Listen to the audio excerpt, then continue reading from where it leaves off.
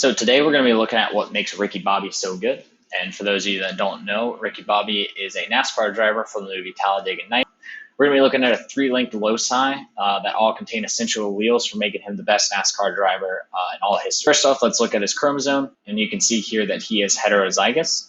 His distance between loci 1 and 2 is 13 centimorgans, and the distance between loci 2 and 3 is 23 centimorgans. And then let's look at the alleles here. Going fast is capital G. That's dominant to going slow, little g. Rockin' sideburns is capital R, and that's dominant to no sideburns, little r. And love of fig Newtons is capital F, and that's dominant to hatred of fig Newtons, little f.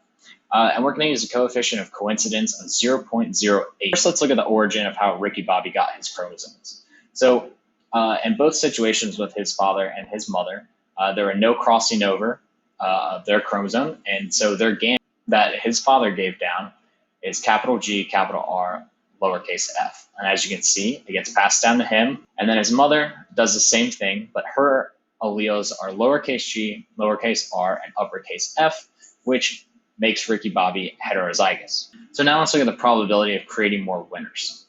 And this is just looking at the different types of gametes that Ricky Bobby can produce. And so SCO1 is a single crossover between loci 1 and 2, and then SCO2 is a single crossover between loci 2 and 3, which is where this 23 centimorgans is.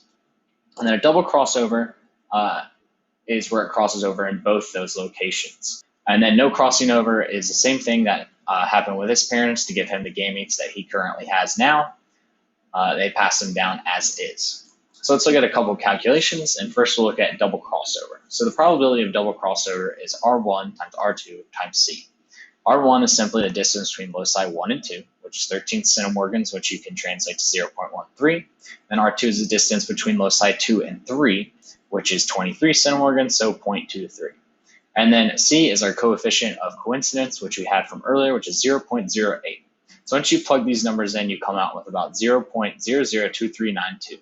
But we want to find the probability of an individual gamete from a double crossover. All we do is take the probability of a double crossover and multiply it by 1/2. And you do that, the probability of a double crossover gamete is 0.001196. The next calculation we'll get is a single crossover between loci 1 and 2.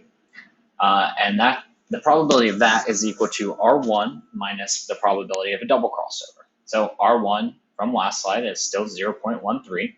And from our calculations before, the probability of a double crossover is 0.002392. So plug these numbers in, you get 0.127608.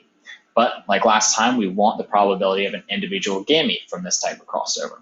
So we take this probability and multiply it by 1/2, and it comes out to be 0.063804.